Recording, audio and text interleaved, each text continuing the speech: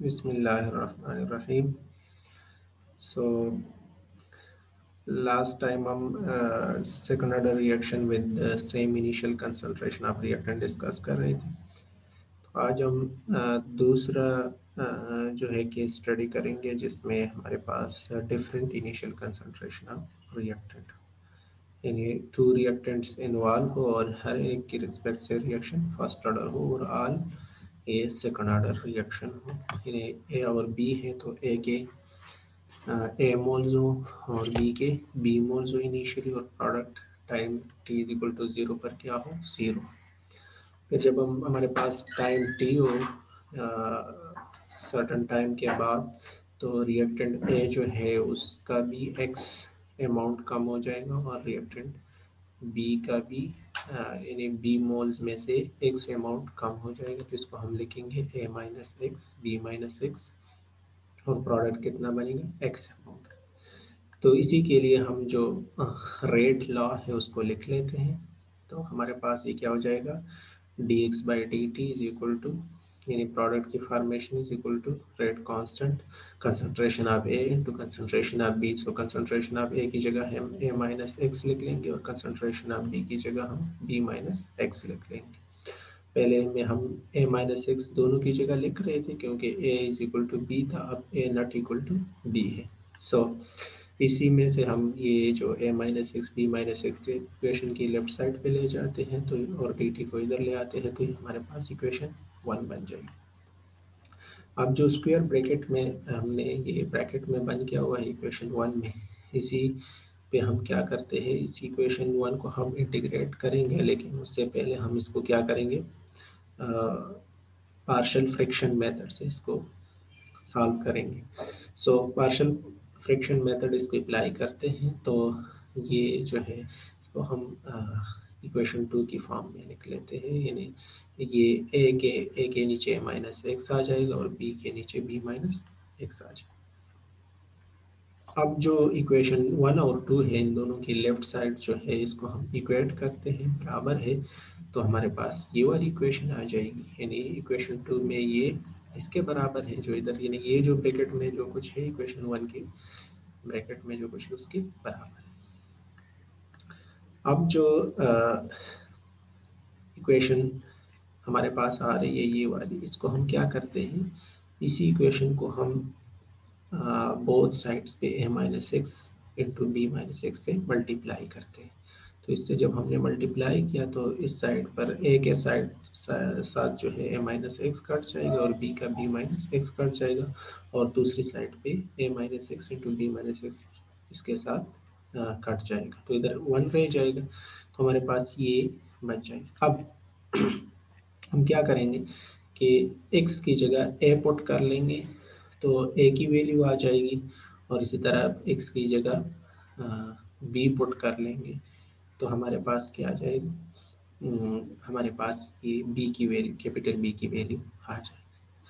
अब हम इक्वेशन की जो a और b की वैल्यूज़ है इनको हम इक्वेशन 3 से जो है और 4 से a और b की वैल्यूज इक्वेशन नंबर 2 में पुट कर लेते हैं। ये वाली इक्वेशन इसमें हम पुट कर लेते हैं, तो हम इसको उधर पुट कर लेते हैं तो ये a की वैल्यू उधर a की जगह लग जाएगी और b की वैल्यू b की जगह लग जाएगी, तो हमारे पास ये इक्वेशन आ जाएगी। अब इस इक्वेशन को हम इंटीग्रेट कर सकते हैं, तो इस इक्वेशन को हमने क्या किया, a1 और a माइनस बी जो है ये दोनों में कॉमन है, इधर भी 1 और a माइनस बी है और इधर भी 1 और a माइनस बी है, तो इसको कॉमन लिया बाहर ले गए और बाकी को जो हमने ये इंटीग्रेशन के साइन लिख लिए। अब नेक्स्ट स्टेप में हमने ये इंटीग्रल अप्लाई किया, आप लोगों को पहले भी बताया था कि फंक्शन का डिफरेंशियल ऊपर है नीचे फंक्शन है, तो नेचुरल लॉग एक्स प्लस सी के बराबर है।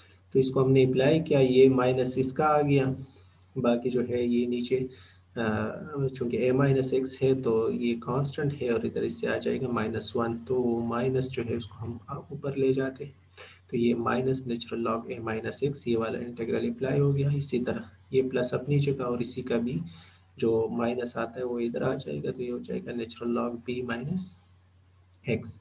अब इसी इक्वेशन को हम क्या करते हैं कि इसको हम ये माइनस मल्टीप्लाई हो जाएगा तो ये प्लस हो जाएगा, और इस तरह ये माइनस हो जाएगा, ये इधर मल्टीप्लाई हो गया। तो ये हमारे पास है। अब लॉग के रूल का हमें पता है कि ये लॉग ए माइनस लॉग बी है। सो ये इसको हम लॉग ए बाई बी भी लिख सकते हैं। तो इसको हमने log a बाई बी के हिसाब से लिख लिया, तो a की जगह a माइनस एक्स आ जाएगा और b की जगह b माइनस एक्स आ जाएगा। अब जो कांस्टेंट ऑफ इंटीग्रेशन है c, इसको हम कैसे मालूम करेंगे? जिस तरह पहले पिछले लेक्चर में भी हमने डिस्कस किया था, तो इनिशियल टाइम जो है उसको हम मालूम कर सकते, उससे हम मालूम कर सकते हैं। यानी जब हमारे पास टाइम ज़ीरो है तो x की वैल्यू क्या है? ज़ीरो है। तो ये x की ज़ीरो वैल्यू इस इक्वेशन में पुट कर लें, तो हमारे पास यानी ये इक्वेशन नंबर 6 को आप लोग देख लें। टाइम t पर इधर t ज़ीरो है, तो c की वैल्यू हम मालूम कर सकते हैं। ये हमारे पास x इधर ज़ीरो हो जाएगा, इधर भी ज़ीरो हो जाएगा, तो ये हमारे पास बराबर हो जाएगा 1/a माइनस बी। सो ये जो c की वैल्यू है, इसी को इक्वेशन नंबर 5 में हम पुट करते हैं। तो हमारे पास इक्वेशन 6 से इक्वेशन 5 में c की वैल्यू पुट कर लेते हैं, तो हमारे पास ये वाली इक्वेशन आ जाएगी। अब इस इक्वेशन को हम क्या करते हैं कि kt को एक साइड पे छोड़ देते हैं और इसको दूसरी साइड पे ले जाएंगे। इधर प्लस है तो दूसरी साइड पे जाके ये माइनस हो जाए। अब इसमें भी 1/a माइनस बी है और इसमें भी 1/a माइनस बी, इसको फिर कॉमन ले लिया, और ये जो है ये चूंकि माइनस हो रहे थे इसको लिख लिया। अब वही log वाला रूल अप्लाई किया, तो ये जो है इसको जो चूंकि माइनस है तो ये इन्वर्स हो जाएगा। सो b ऊपर चला जाएगा और a नीचे आ जाएगा, तो a माइनस एक्स के साथ b आ जाएगा और b माइनस एक्स के साथ a आ जाएगा। ये इक्वेशन 7 में जिस तरह लिखा है। अब इक्वेशन 7 को हम इस तरह भी लिख सकते हैं, ये नेचुरल लॉग है तो कॉमन लॉग में हम इसको इस तरह लिख सकते हैं। तो इसी इक्वेशन, ये t के फॉर्म में टाइम और रेट कांस्टेंट के फॉर्म में लिखना चाहते हैं, तो इक्वेशन नंबर 8 हो जाएगी। अब इक्वेशन नंबर 8 जो है ये हमारे पास जब हमारे पास रिएक्टेंट की कंसंट्रेशन डिफरेंट हो, initial concentration second order kinetics को फॉलो करता हो, तो उसके लिए हमारे पास ये इक्वेशन नंबर 8 हो जाएगी। अब यूनिट के की यानी रेट कांस्टेंट की यूनिट के से, तो इधर अगर आप लोग देख लें, इधर टाइम है और कंसंट्रेशन है माइनस, यानी कंसंट्रेशन टर्म्स है और टाइम है। लॉग में जो कुछ है उसको हम यूनिट नहीं लेते, यूनिट लेस है, तो इसको हम क्या करते हैं कि टाइम है और कंसंट्रेशन है, तो टाइम का सेकंड हो या मिनट है और कंसंट्रेशन का मोल पर लीटर है। तो ये जो है किसका यूनिट हो जाएगा? सेकंड ऑर्डर रेट कांस्टेंट का यूनिट हो जाएगा। इसमें जो है अगर हम देख लें तो अगर हमारे पास ये सिचुएशन है, यानी दोनों रिएक्टेंट की इनिशियल कंसंट्रेशन सेम है जो हमने पिछले लेक्चर में डिस्कस किया है, तो उधर हम 1/a minus x versus T plot करते हैं और इंटरसेप्ट हमारे पास 1/a आता है।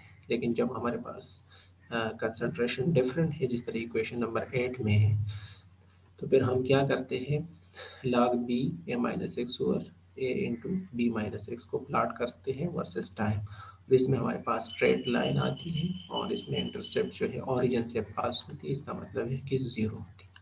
यानी ये दो ग्राफ दिए हुए, ये सेम इनिशियल कंसंट्रेशन के लिए जो ए ग्राफ है, और बी ग्राफ जो है ये different initial concentration of reactant के लिए है। अब अगर हम हाफ लाइफ के लिए देख लें, तो एक्स की वैल्यू हम क्या लगाएंगे? हाफ या 1/2a लगाएंगे, और के की वैल्यू जो है तो हम मालूम कर सकते हैं कैसे कि टाइम टी हाफ लगा लेंगे। तो इस इक्वेशन में, जब हम टी हाफ लगा लेंगे और इसकी वैल्यू ये लगाएंगे, तो ये इक्वेशन 1/k आ रही।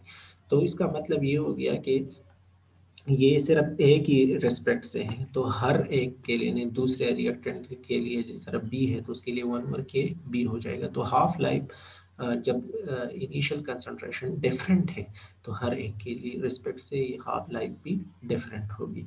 जिस तरह सेम है तो उसमें तो हम कहते हैं कि हाफ लाइफ जो है वो एक ही हिसाब से है, चूँकि इनिशियल कंसंट्रेशन सेम है, तो इसलिए उधर ये चीज़ जो है हमने उधर नहीं बताई थी, इधर इसलिए बता रहे हैं कि इधर जो है अब चूँकि ए बी के बराबर नहीं है, तो इसलिए ए की रिस्पेक्ट से हाफ लाइफ में नहीं, एक ही कंसंट्रेशन के लिए हाफ लाइफ और होगी और बी के लिए अलग होगी, क्योंकि कंसंट्रेशन ही डिफरेंट है।